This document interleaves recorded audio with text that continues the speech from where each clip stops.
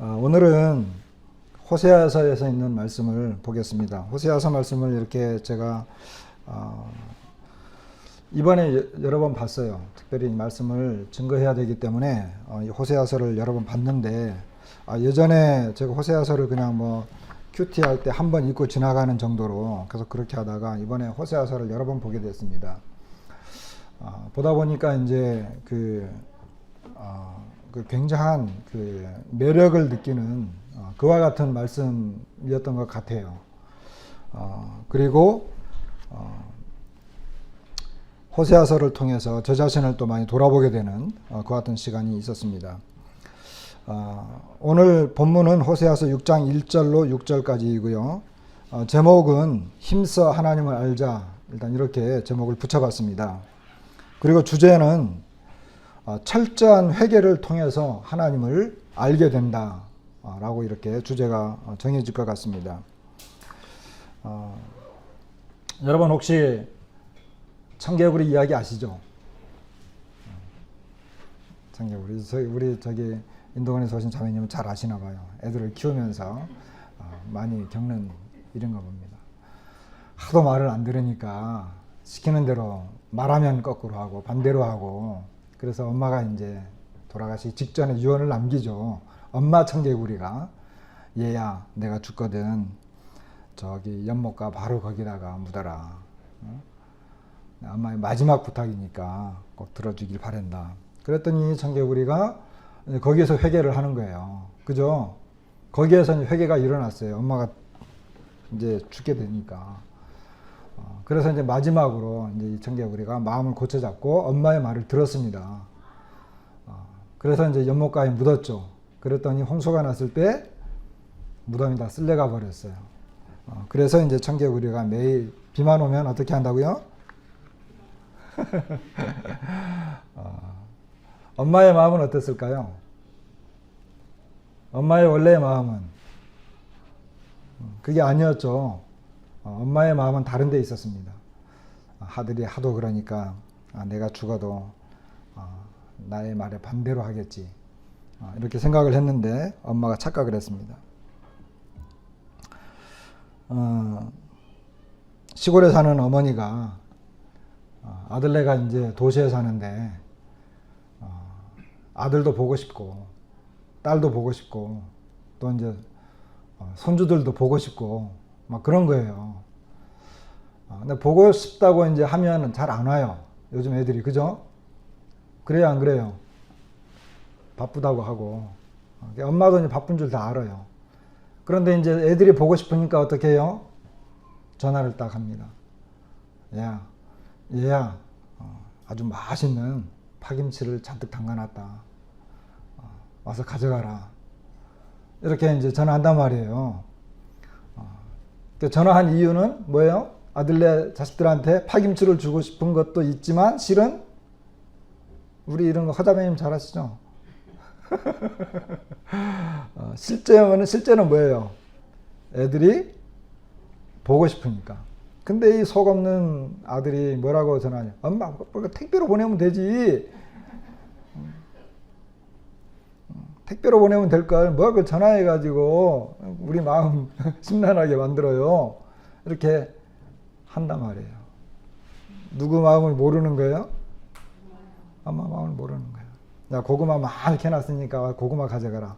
고구마를 주고 싶은 마음도 있었지만 그러나 그것은 둘째 문제고, 애들이 보고 싶어서 고구마를 한 보따리 싸놓으면 애들이 택배 값도 많이 들고 하니까 차로 끌고 와가지고 애들 데리고 와서 이제 차에다가 고구마 싣고 가라 그랬는데, 이 눈치 없는 아들, 생각 없는 아들은 엄마 그거 택배로 보내요. 그래 우리 애들 고구마 안 좋아해요. 이런단 말이에요. 엄마를 모르는 거죠.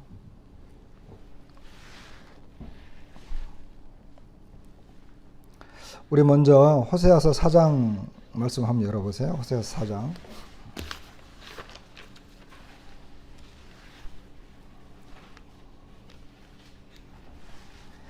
호세아서에는 아까 제가 처음에 말씀드린 것처럼 그런 일들이 굉장히 많이 일어나요. 6장에서 오늘 주제 제목이 하나님을 알자라고 이렇게 힘써 하나님을 알자 이렇게 정했는데 하나님의 마음과 이스라엘의 마음이 엇박자예요. 계속. 이스라엘은 하나님을 믿는 나라잖아요. 그죠? 하나님 앞에 예배드리는 나라예요. 하나님의 율법을 소유한 나라예요.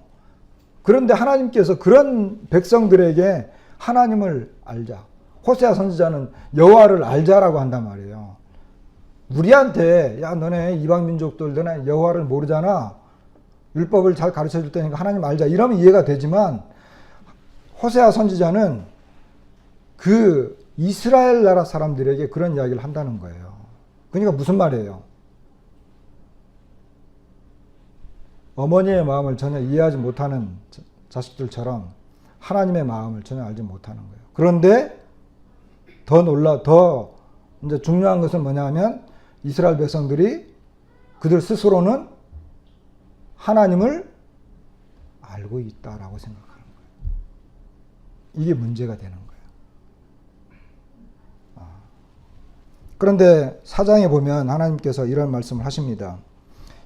제가 이제 새 번역으로 읽을게요. 제가 이제 우리 이제 이거 아시죠? 제가 이걸로 공부해서 그렇습니다. 이스라엘 자손아 주님의 말씀을 들어라. 주님께서 이 땅의 주민들과 변론하신다. 이 땅에는 진실도 없고 사랑도 없고 하나님 아는 지식도 없다. 있는 것이라고는 저주와 사기와 살인과 도둑질과 간음뿐이다. 살육과 학살이 그칠 사이가 없다. 여기 하나님께서 이스라엘 백성들하고 변론을 하세요. 변론을. 뭐라고 하느냐 하면 하나님이 진실도 없고 사랑도 없고 하나님 아는 지식도 없다는 거예요. 그리고 거기에 있는 거라고는 저주, 사기, 살인, 이런 도둑질, 간음 이런 것만 있다는 거예요. 이것이 하나님의 눈에 비친 이스라엘의 참된 모습이에요. 그런데 이스라엘 백성들은 어떻게 생각했을까요? 오히려 거꾸로 생각을 했어요.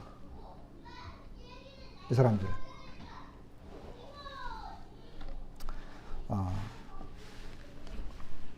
5장에 보면 5장 3절에 보면 나는 에브라임을 잘 안다.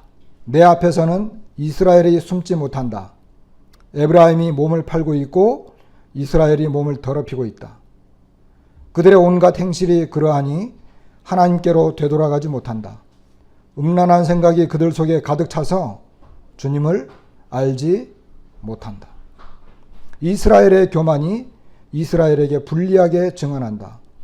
이스라엘 곧 에브라임은 저의 죄에 걸려서 넘어질 것이다. 유다도 그들과 함께 넘어질 것이다. 여기 3절에서 하나님은 에브라임은 이스라엘을 말합니다. 에브라임을 잘 안다.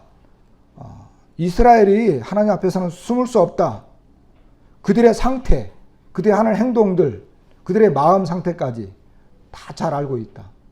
그런데 4절에 가서는 그들은 주님을 알지 못하고 있다. 이렇게 이제 이야기하는 걸 보게 됩니다.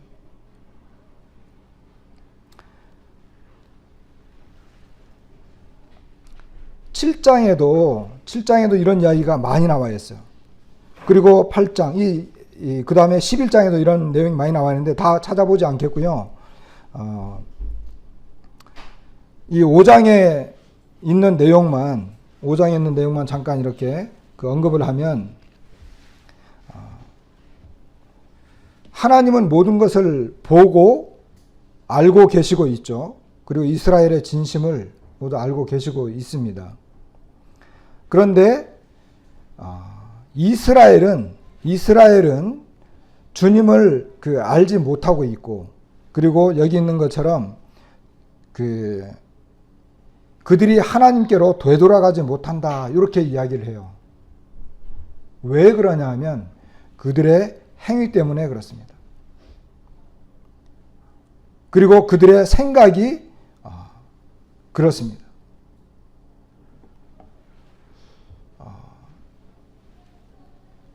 이런 내용은 무슨 말이냐 하면 하나님을 믿고 있고 섬기고 있고 그 신앙생활을 하고 있다라고 생각은 하고 있지만 실제 삶 속에서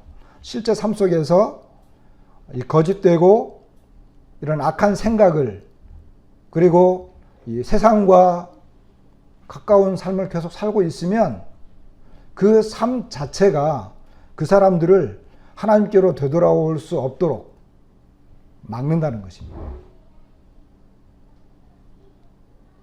이제 우리가 이제 이 내용을 쭉 보다 보면 그것을 이제 더 확실하게 알게 되는데, 그 다음에 그들의 마음이 너무 세상적이에요. 그리고 그들의 마음이 다른 데가 있어요. 하나님보다는 다른 데에 많이 가 있는 거예요. 그러니까 그들이 하나님을 알만한 여지나 그리고 하나님을 경외하고자 하는 그와 같은 마음이 생기지 않는 거예요. 왜? 마음이 다른 데가 있으니까. 자기 남편이 분명히 있는데 바람난 여인들을 보면 다른 남자만 계속 생각하는 거예요. 그러니까 이 집에 있는 남편에게 잘해줄 만한 이런 여지가 안 드는 것과 같은 거예요. 이스라엘의 상태가 그랬어요.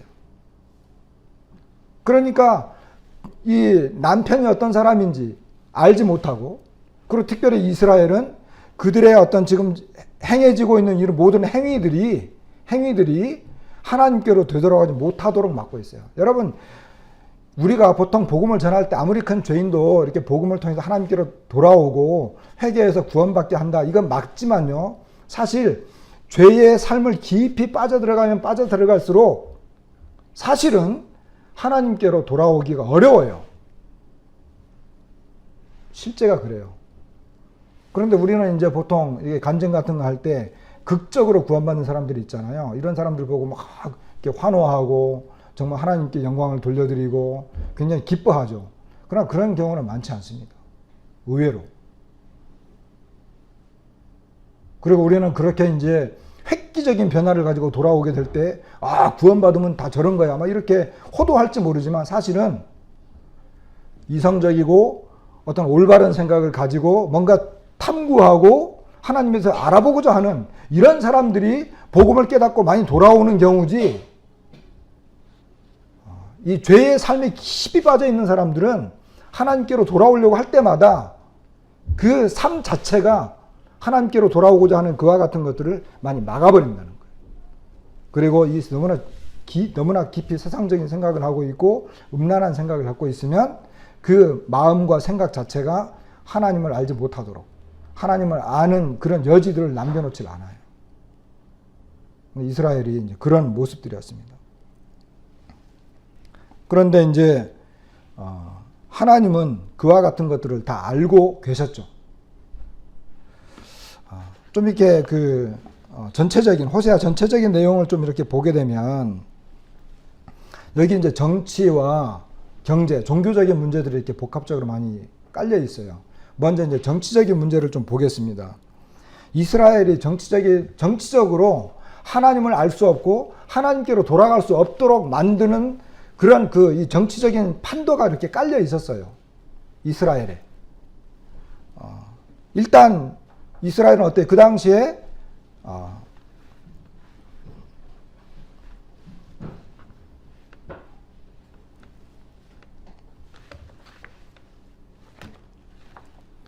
당시에 이 아시리아가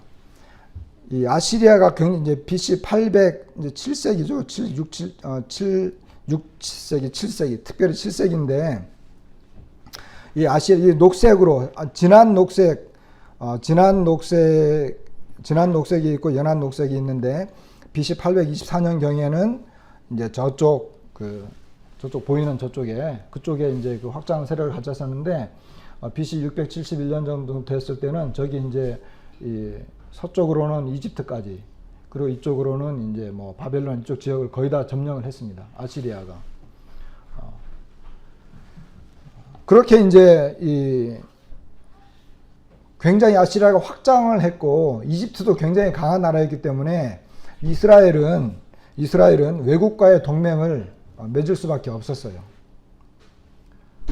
그래서 이스라엘은 정치적으로 그리고 외국과의 동맹을 맺게 됩니다.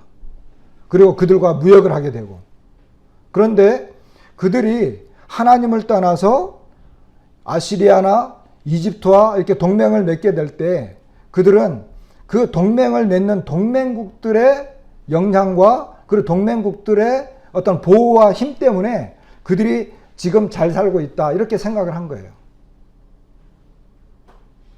이스라엘 백성들이. 그러니까 그들이 하나님을 의지하고, 하나님의 나라잖아요. 하나님의 나라이기 때문에 하나님을 의지하고 하나님을 순종해야 되는데, 그들은 이 동맹국들을 의지하고 동맹국들의 힘을 더 빌리고자 했던 거예요. 그래서 그와 같은 것들이 하나님께로 돌아갈 수 없도록 계속 만들었던 그런 요인들이 되었습니다.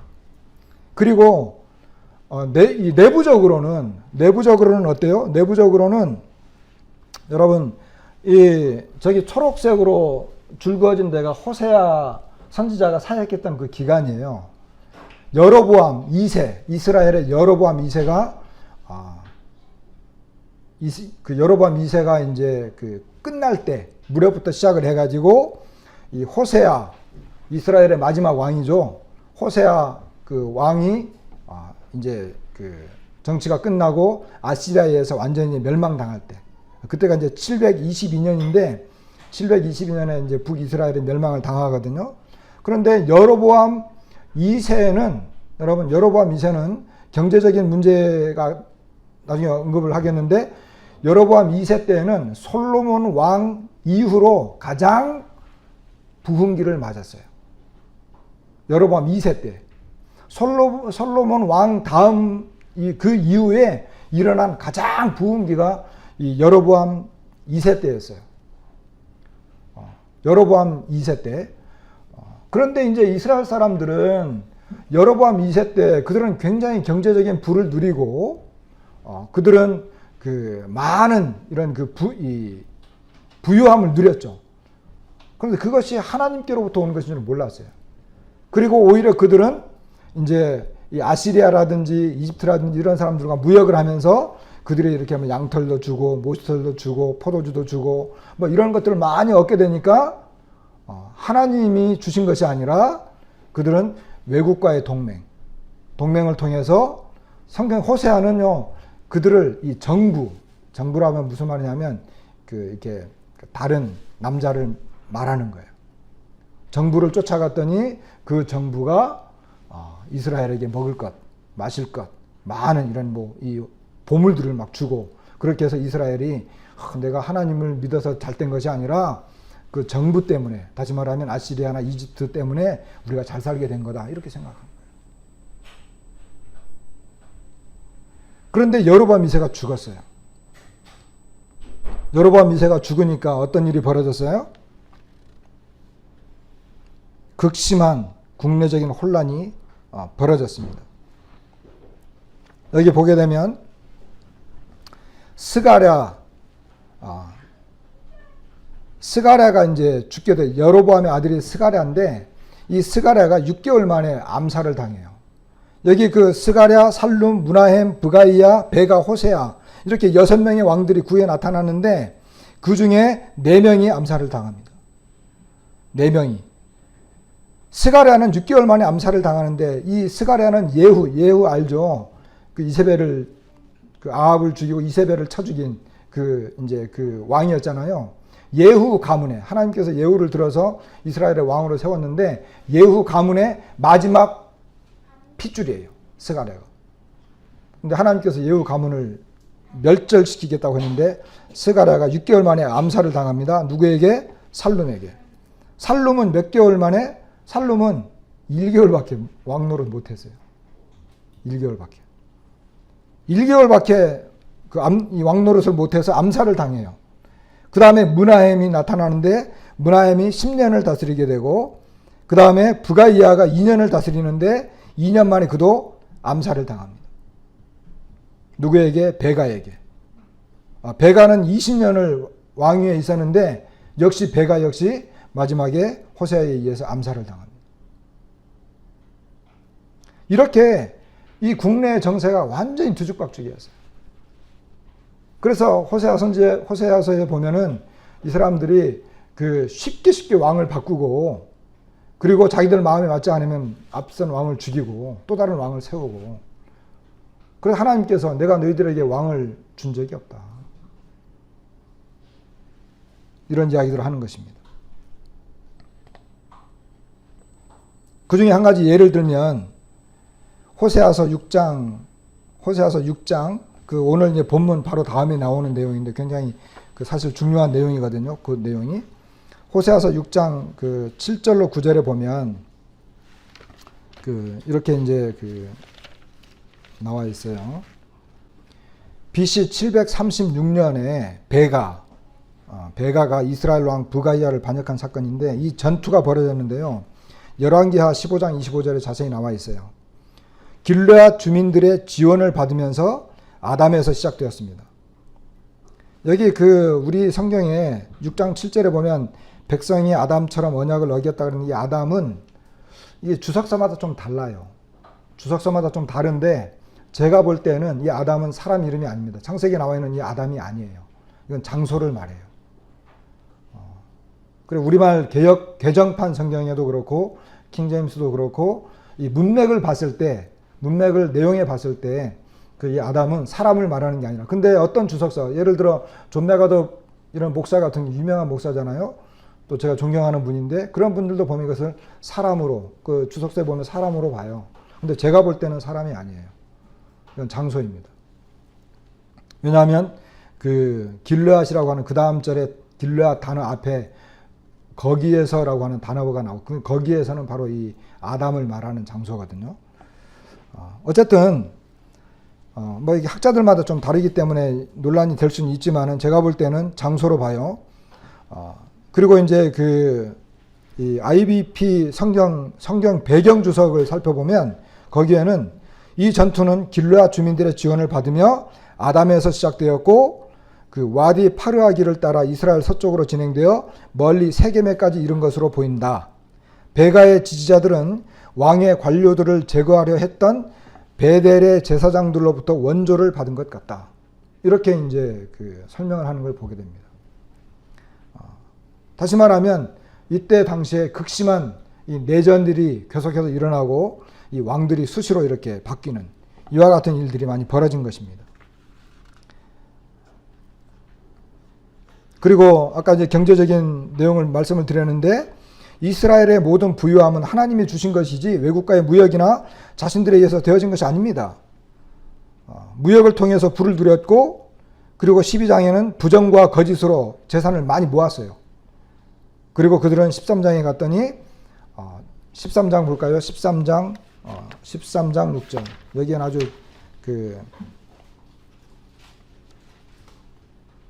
13장 5절부터 보게 되면, 나는 저 광야에서 그 메마른 땅에서 너희를 먹이고 살렸다. 6절, 그들을 잘 먹였더니 먹는 대로 배가 불렀고 배가 부를수록 마음이 교만해지더니 마침내 나를 잊었다. 그래서 내가 그들에게 사자처럼 되고 이제는 표범처럼 되어서 그리고 빼앗긴 암꿈처럼 달려들어서 갈기갈기 찢어놓겠다. 이러는 거예요. 그러니까 뭐예요? 실컷 먹여놓고 키워놨더니 교만해져가지고 자기들 스스로 된 줄 아는 거예요. 그리고 그것을 주변 이웃나라, 자기가 좋아해가지고 따라갔던 그 정부들에 의해서 자기들이 부유해진 것으로 이렇게 오해한 거예요. 실제는 하나님이 먹여주신 거였어요. 자, 그 다음에 종교적인 문제가, 이스라엘 백성들이 타락했기 때문에 이 종교적인 문제들이 그들이 하나님을 알지 못하도록, 그래서 4장, 우리가 이제 아까 4장 처음에 봤는데 4장에 보면 또 5장에 보게 되면 이 하나님께서 여호와를 알지 못한다 이렇게 책망을 하셨는데, 형식적이고 육신적인, 그리고 제사와 율법을 버리고 사랑보다는 폭행을 일삼는 행위, 이건 하나님을 모르는 자들의 행위와 거의 같거든요. 그런데 그러면서도 그들은 하나님을 믿고 있다. 그러면서도 여전히 뭐예요?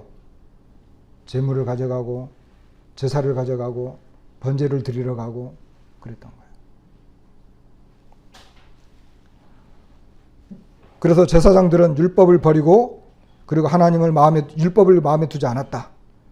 그리고 백성들은 이방신들을 따라갔고 여전히 여로보암의 그 길을 따라서 송아지 우상 숭배를 하고 있었고, 그리고 강대국들의 신들을 숭배했죠. 그 다메섹에 가가지고 어떻게 했어요? 다메섹에 가서 그 아시리아 왕이 그 사건 있잖아. 이스라엘 백성들이 이제 그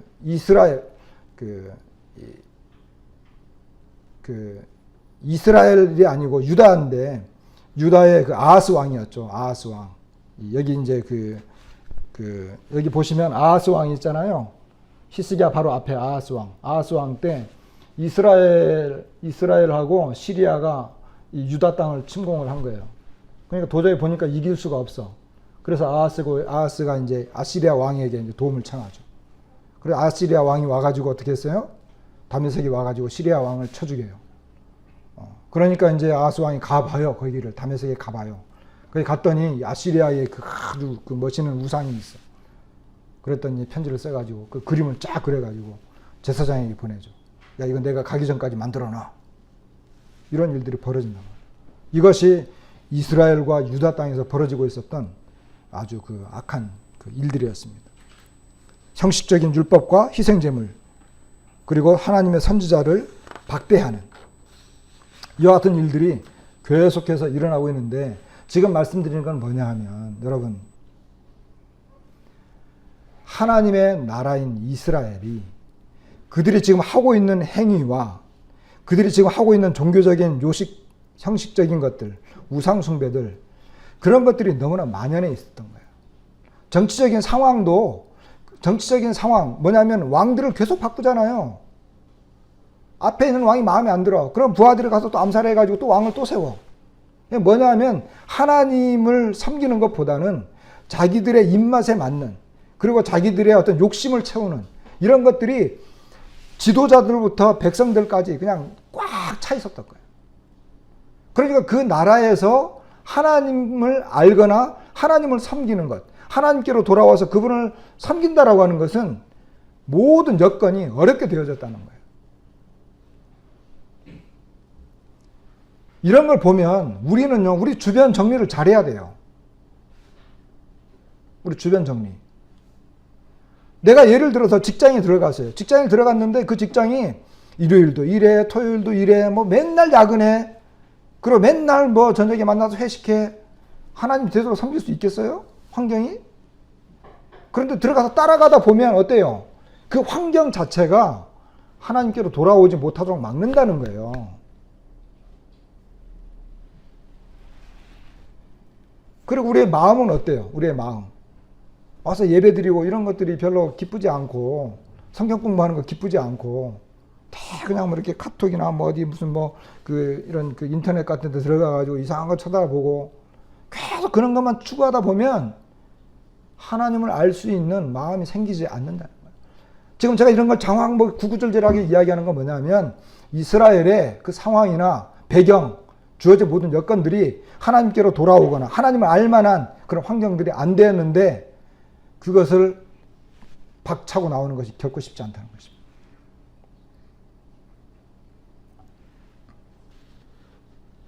그러면서 오늘 이제 본문에 나오는 이 6장, 드디어 이제 호세아가 백성들에게 이렇게 호소하죠. 뭐라고 합니까? 돌아가자. 돌아가자. 자. 그러면서 6장 1절에 보면 이제 주님께로 돌아가자. 주님께서 우리를 찢으셨으나, 그 앞에 내용을 보면 하나님께서 이스라엘을 어떻게 찢으셨는지 내용이 나와요. 5장에 보면 5장 11절부터 14절까지 우리를 찢으셨으나 다시 싸매어 주시고 우리에게 상처를 내셨으나 다시 아물게 하신다. 이틀 뒤에 우리를 다시 살려주시고 사흘 만에 우리를 다시 일으켜 세우실 것이니 우리가 주님 앞에서 살 것이다. 이게 계속해서 이제는 호세아가 돌아가자라고 이렇게 호소하는 걸 보게 됩니다. 그리고 3절에 보면 우리가 주님을 알자, 애써 주님을 알자, 새벽마다 여명이 오듯이 주님께서도 그처럼 어김없이 오시고 해마다 쏟아지는 가을비처럼 오시고 땅을 적시는 봄비처럼 오신다. 다시 말하면 돌아가자. 찢으셨지만, 상하게 했지만 우리를 싸매주시고 아물게 해주실 것이다. 하나님 이틀 만에, 사흘 만에. 그렇기 때문에 이스라엘 백성들은 그들이 처한 상황에서 이 호세아 선지자의 말을 듣고 그들은 회개가 필요했습니다. 빨리 돌아오는 것이 필요했습니다. 근데 그들이 이스라엘 백성들이 돌아오기만 하면, 거기에 발을 끊고 돌아오기만 하면 하나님은 그들을 급속도로 회복시켜 주시겠다는 거예요. 여러분, 회개는 이렇게 뭐 천천히 아주 진행되는 게 아니에요. 그러면서 호세아는 돌아가자. 그런데 이게 회개라고 하는 것은, 하나님께로 돌아온다라고 하는 것은 어떤 내 마음의 결정이 되어지고 환경이 여건이 되어서 내가 정말 이제 하나님을 찾아가겠어. 마치 탕자가 거기서 자리에서 일어나서 내가 아버지께로 돌아가야지 하고 가면 아버지가 달려나와가지고 그를 얼싸안는 것처럼 아버지 쪽에서의 이런 상황, 이런 것들은 급속도로 일어난다는 거예요. 이것이 굉장히 중요한 것입니다. 그 다음에 우리가 주님을 알자. 애써 주님을 알자. 원어 성경을 찾아봤더니 우리가 주님을 알자. 여호와를 알기 위하여 쫓아가자. 이렇게 이야기하는 걸 봐요. 여호와를 알기 위해서 쫓아가자. 이런 이야기를 하고 있는 걸 보게 되거든요. 그러면 여기 새벽마다 여명이 오는 것처럼 이 가을비처럼 그리고 봄비처럼, 이건 뭡니까? 여명은 분명히 오잖아요. 확실하게 온다는 거죠. 그리고 가을비나 봄비 이와 같은 것들은 때가 되면 어김없이 내리는 것인데, 내가 하나님을 알기 위해서 쫓아간다고 한다면 하나님께서는 반드시 자기를 나타내 보이신다는 거예요. 우리에게 오신다는 거예요. 이것이 하나님께서 하신 약속이에요. 선지자를 통해서 이스라엘 백성들에게 강력하게 주장했던 하나님의 약속이에요. 여명이라든지 가을비라든지 봄비 이런 것들은요, 희망이에요. 희망. 그리고 분명하다는 거예요. 그리고 이와 같은 하나님 쪽에서의 반응은 굉장히 빠르다. 이와 같은 것들을 우리에게 알려주는 것입니다. 그러면서 이스라엘 백성들에게 이 회개의 요청을 말하는 거죠. 그런데 여기 6장, 오늘 이제 6장 6절 말씀을 좀 보겠습니다. 우리가 아주 잘 아는 말씀이죠. 6장 6절. 여기 새 번역으로는 내가 바라는 것은 변함없는 사랑이지 제사가 아니다. 불살라 바치는 제사보다는 너희가 나 하나님을 알기를 더 바란다. 그랬어요. 근데 이것이 4절부터 연결된 거거든요. 그러면서 에브라임아 내가 너를 어떻게 하면 좋겠느냐. 유다야 내가 너를 어떻게 하면 좋겠느냐. 나를 사랑하는 너희의 마음은 아침 안개와 같고 덧없이 사라지는 이슬과 같구나. 그러면서 이제 예언자들도 선지자들도, 이 새 번역은 제가 볼 때는 이게 이제 그 원어 번역과 새 번역이 약간 달라요. 그리고 이 새 번역과 또 다른 번역 성경을 이렇게 비교해 보면 여기서는 예언자들이 이스라엘 백성들을 이렇게 각성시키려고 하는 것처럼 보이는데, 어떤 번역서에는 이 선지자들도 타락해서 하나님이 그 선지자들을 다 찍었다. 이렇게 이제 표현을 하거든요. 어쨌든 6장 이후에 계속해서 7장 쭉 나오는 걸 보면 제목에 있는 것처럼 백성들이 회개를 하는데 너무 성의 없게 회개했다는 거예요. 불성실한 회개를 했다는 거죠. 그러면서 하나님께서 하시는 말씀이 뭐예요? 너희들이 뭐 사랑한다고 말을 하는데 그 사랑은 아침 이슬과 같구나. 그리고 이 안개와 같구나. 이렇게 이제 이야기하는 거예요. 그러면서 뭐예요? 내가 바라는 것은 변함없는 사랑이지 제사가 아니다. 불살라 바치는 제사보다는 너희가 나 하나님을 알기를 바란다. 그러면서 7절, 아까 7절 그런데 이 백성은 아담처럼 언약을 어기고 나를 배반하였다. 이러면서 이제 이 죄악들이 계속해서 나오잖아요. 죄악들이 계속해서 나온단 말이에요. 그런데 이 6장 6절, 하나님은 인애를 원하시고 제사를 원하지 않는다. 이 말씀이 복음서에 2번이 기록되어 있습니다. 복음서에 2번이 기록됐는데 2번 다 마태복음에 기록이 되어 있습니다. 마태복음 9장과 12장에 기록이 되어 있습니다. 마가, 누가, 요한은 이 내용을 기록하지 않았어요. 근데 마태복음 9장은 어떤 상황이냐 하면 주님께서 마태를 불렀어요. 그랬더니 마태가 뭐 하는 사람이었죠? 세리였잖아요. 세리가 예수님을 믿게 된 거예요. 그리고 예수님을 위해서 초청을 해서 자기 집에. 초청을 할 때 어떻게 초청을 했죠? 그 주변에 있는 많은 세리들, 그 주변에 있는 많은 죄인들을 다 불러 모았어요. 그죠? 그 예수님이 그 죄인들과 함께 앉았어. 제자들도 함께 앉은 거예요. 그러잖아요. 함께 앉은 거예요. 그런데 그걸 누가 봤어요? 그걸 바리새인들이 본 거예요. 그럼 뭐라고 했어요? 야, 너는 어떻게 저런 죄인들하고 함께 밥 먹을 수 있어? 어떻게 함께 이야기하고 교제할 수 있어? 이렇게 이야기해요. 그때 주님이 뭐라고 말씀하시냐면, 그때 주님이 너희는 가서 내가 긍휼을 원하고 제사를 원하지 아니하노라 하신 뜻이 무엇인지 배우라. 나는 의인을 부르러 온 것이 아니요 죄인을 부르러 왔노라. 이렇게 말씀하세요. 바리새인들이 볼 때 이 죄인들, 세리들은요, 바리새인들의 기준은 뭐예요? 바리새인들의 기준 말씀이에요. 더 정확히 말하면 율법. 그걸 가지고 죄인들을 보니까 이건 상종하면 안 돼. 저 하나님의 거룩함도 모르고, 그리고 이 부정한 사람들, 이방 사람들하고 수시로 접촉하면서 이 부정한 인간들, 그리고 나라를 팔아먹는 사람들, 이런 죄인들하고 어떻게 이 율법 말씀으로 보면 당연히 정죄해야 되고 당연히 심판해야 되고, 이 사람들의 눈에는 이 죄인들은요 그냥 심판받아야 돼. 그 상황을 누가 제일 느꼈겠어요? 그 상황을 마태가 봤어요. 마태는 자신을 바라보는 이 바리새인들의 시선을 의식했어요.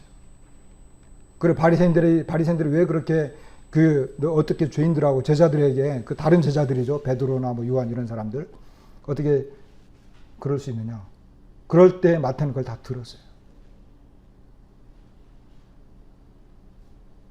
그때. 그러니까 마태는 그걸 기록한 거예요. 마태만 기록을 했어요. 왜? 예수님께서 나는 의인을 부르는 것이 아니라 죄인을 부르러 왔다. 그리고 나는 인애를 원하지 제사를 원하는 게 아니다. 저는 처음에 이 말씀, 복음서만 읽을 때, 그 말씀도 그 내용 그렇게 해석하는 것도 맞아요. 예수님은 이렇게 사랑과 자비를 이렇게 해주는 분이지, 무슨 뭐 이렇게 예배를 드리거나 이런 것보다는 그런 것으로만 생각을 했어요. 근데 이 호세아서를 먼저 보고 이 내용을 보니까 그게 아니었어요. 그런 의미로 이렇게 볼 수도 있지만, 그것보다는 주님께서 바리새인들을 향해서 말하는 건 뭐냐면, 너희들은 율법은 지키고 하나님의 말씀은 따라간다고 하지만 너희들 마음에는 사랑과 인애, 긍휼, 불쌍히 여기는 거, 이런 건 전혀 없구나, 이 말이에요. 어떻게 율법을 가지고 그냥 정죄하고 심판하고 죽이려고만 하느냐 이거예요. 그리고 그걸 가지고 와가지고 하나님 앞에 제사 드린다 그러고 율법을 따라서 제사를 드린다고 하는데도 다른 사람을 향해서는 사랑하는 마음도 없고, 다른 사람을 불쌍히 여기는 마음도 없고, 다른 사람을 돌보려고 하는 마음도 없고.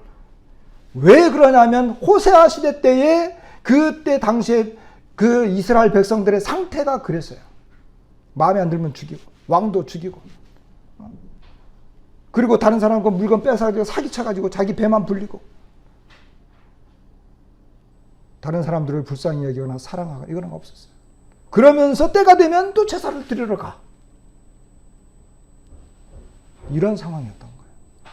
두 번째 12장에서는 한 번은 제자들이 가다가 밀리삭을 잘라먹었죠. 그죠?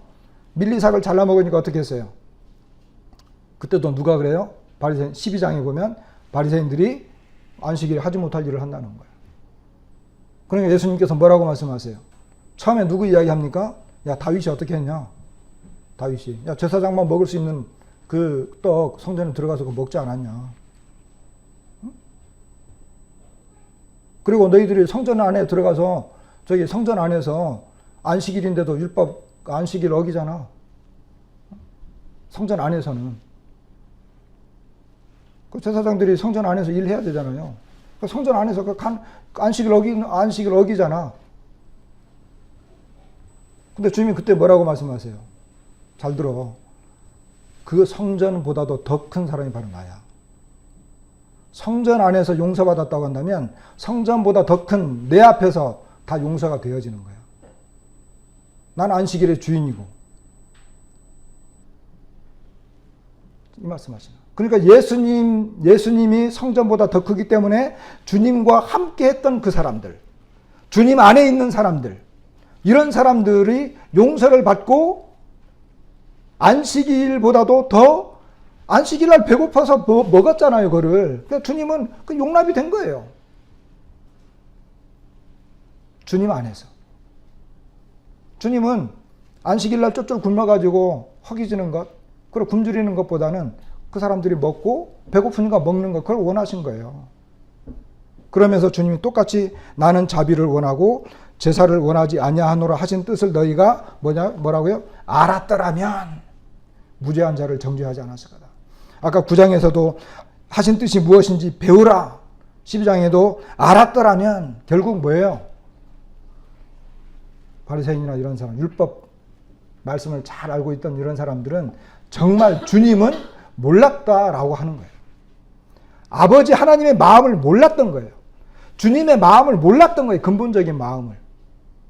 그들은 정죄와 판단, 말씀, 법, 심판, 그런 거에는 굉장히 예민하고 빨랐는데 예수 그리스도 안에서 하나님께서 우리를 이 죄인들을 사랑하고 받아주고 용서하고자 하는 이와 같은 것들은 너무나 약했다는 거예요. 아버지의 마음을 몰랐다는 거예요.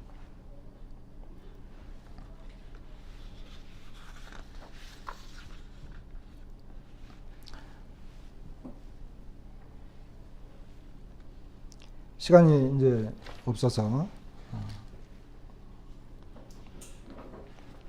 그래서 이제 하나님의 마음,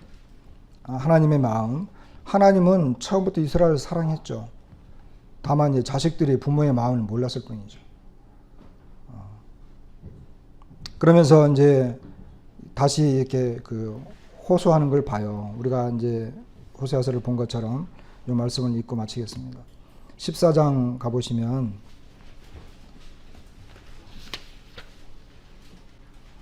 14장 1절부터 보겠습니다. 이스라엘아 주 너의 하나님께로 돌아오너라. 네가 지은 죄가 너를 거꾸로 뜨렸지만 너희는 말씀을 받들고 주님께로 돌아와서 이렇게 아뢰어라. 우리가 지은 모든 죄를 용서하여 주십시오. 우리를 자비롭게 받아 주십시오. 수송아지를 드리는 대신에 우리가 입술을 열어 주님을 찬양하겠습니다. 이렇게 호소하고 있는 걸 보게 돼요.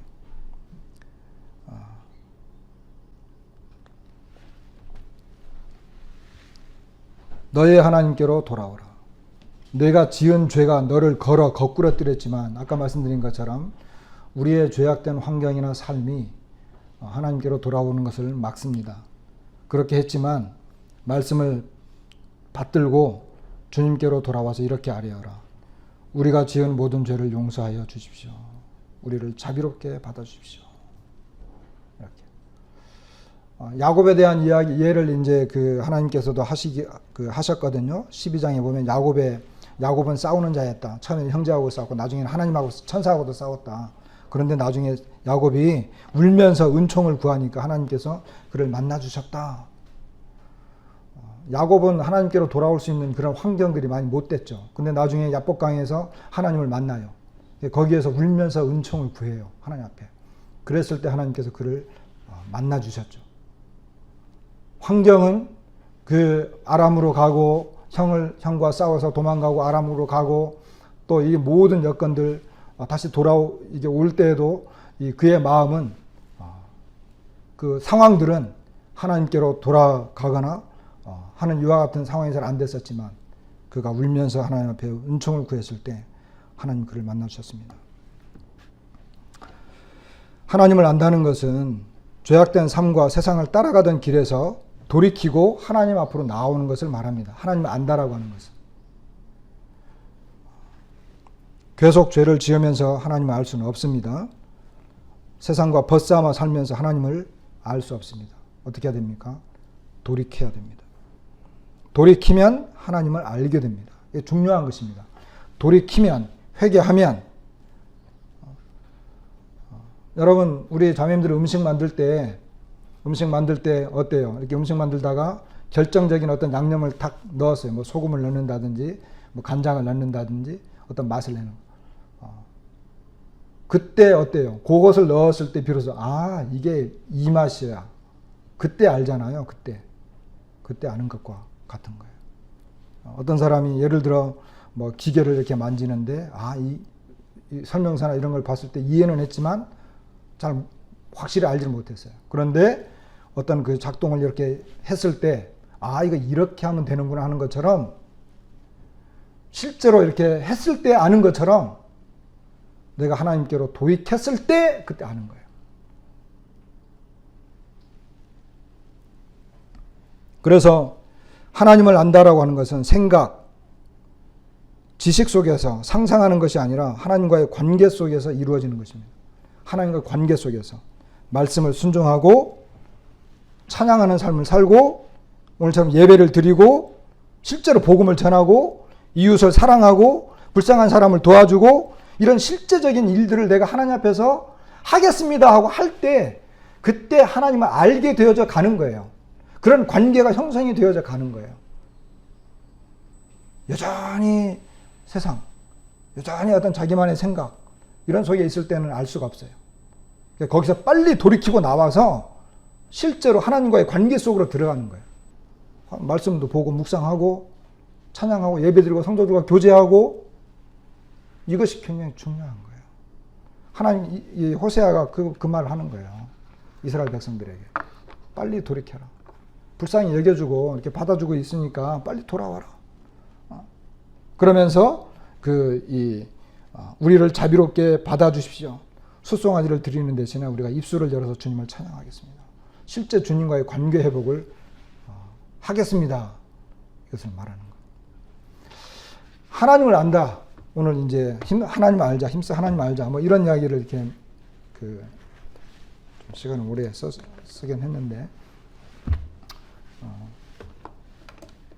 하나님을 아는 것은 아까 말씀드린 것처럼 어떤 생각과 상상 그리고 그 속에 빠져 있으면서 계속 그 생활을 하면서 있는 것이 아니라 돌이켜서 하나님과의 관계를 형성시켜 나가는 이와 같은 것이 이루어질 때 그때 하나님을 알게 돼요.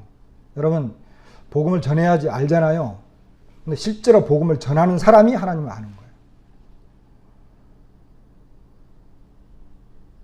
예배를 드려야지 하는 것보다 실제로 예배를 드리면 진실된 마음, 예배를 준비하고 예배를 어떻게 드릴까 고민하고 매주마다 어떻게 새로운 마음으로 하나님 앞에 나아갈까 이렇게 진짜 살아있는 예배를 드릴 때 그 과정 속에서 하나님을 알게 되어져 가는 거예요. 하나님을 안다라고 하는 것은. 우리가 이웃들이라든지 성도들이 서로 사랑하지 못하고 있다면 서로 사랑하게 될 때, 관계 형성을 이루어갈 때, 그때 하나님을 알아가게 되어진다는 것입니다. 그런 건 아무것도 없이 그냥 어떤 생각과 지식, 어떤 학문적으로 뭐 이런 것만 가지고는 어렵습니다. 이스라엘 백성들은 그런 형식적인 속에서 나와서 하나님과의 실제적인 관계를 맺어야 됐는데 오늘날 우리들에게도 이것은 동일한 원리라고 이렇게 여겨집니다. 말씀을 마치겠습니다.